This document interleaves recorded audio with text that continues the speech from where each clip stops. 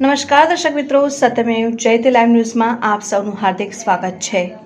છાણી ગામમાં ગટરનું પાણી ફરી વળ્યું હતું, જેને લઈને સ્થાનિકો ત્રાહિમામ પોકારી ઉઠ્યા। વડોદરા શહેરમાં તંત્રના પ્રતાપે વિવિધ વિસ્તારના લોકોને હાલાકી ભોગવવાનો વારો આવ્યો છે। તંત્રના પ્રતાપે લોકોના ઘરોમાં પાણી પ્રવેશી ગયા હતા। કોર્પોરેશનના એસટીપી પૂરને પગલે બંધ થતા છાણી ગામની દયનીય પરિસ્થિતિ થઈ હતી અને ભૂખી કાંચ પાસે પૂરના પાણી ટ્રીટમેન્ટ પ્લાન્ટમાં ફરી વળતા પ્લાન્ટ પણ બંધ થયો હતો।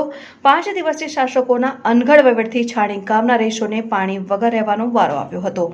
ગામમાં પાણી ટાંકી નીચાણવાળા વિસ્તારોમાં બનાવતા મુશ્કેલી સર્જાઈ। નાગરિકોએ શાસકો પર રોષ ઠાલવ્યો હતો। કોઈપણ પ્રકારના આયોજન વગર ટાંકી બનાવી હોવાની નાગરિકોએ રજૂઆત કરી હતી।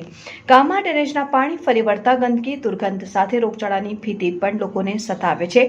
તંત્ર યોગ્ય કાર્યવાહી કરે તેવી લોકોની માંગ કરી રહ્યા। આ છાણી અમારે કોઈ દિવસ પાણી ભરાતું નતું। જેવું પાણી આવતું હતું ડુમાડનું આજવાનું છોડતા હતા તો તલાવમાંથી સીધું હાધોઈમાંથી અને કઈ જકાત નાકે નીકળી જતું હતું। પણ છેલ્લા ગટર પ્લાન ને બધું નાખ્યું છે એની મેં અમારી દશા બેહાડી દીધી છે। અને અમારી બધી ટાંકીઓ હતી ઉપર લેવલ ઉપર ઊંચી હતી, ત્યાં તોડી અને આ લોકો ખાડામાં લાયા છે। એટલે છોની ગોમને ખાડામાં બધોય નાખ્યું છે।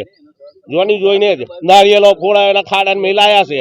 ઉઠું ટેકરા ઉપર 10 જણને પૂછ્યું હોય ગામના વડીલોને કે ભાઈ પાણીની ટાંકી પીવા માટે કઈ બનાવે તો ઊંચો વિસ્તાર જોઈએ, કારણ કે પાણી ભરાય નહીં। આ તો બધું જ ગટરનું ને સમનું પાણી આવી અને એક થયું છે। આ કોના પ્રતાપે થયું એ જ ખબર નહીં।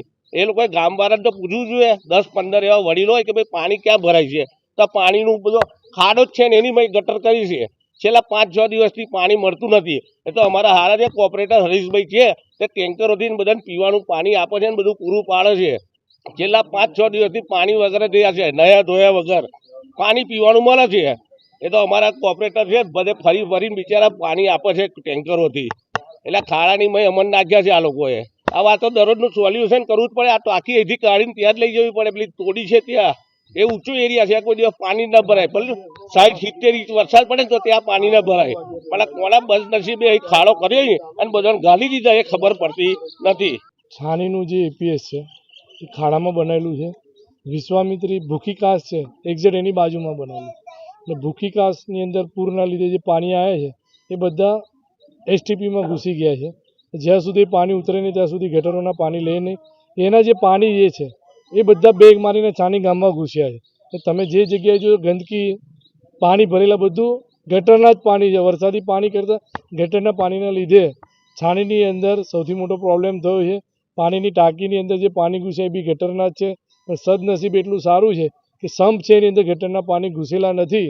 એટલે અત્યારે સવારના 6 વાગ્યાથી કામ ચાલુ છે અને સાંજે 6-7 વાગ્યા પછી વિસ્તારની અંદર પાણીનું વિતરણ થાય એવું આયોજન કર્યું છે। ગઈકાલે જે બિલ્ડરોએ દબાણ કરેલા હતા એ દબાણ દૂર કરે એના પછી આ પાણીનું નિરાકરણ ચાલુ થયું છે। ગટરના પાણી જે છે એ ઉતરવાના ચાલુ થયા છે।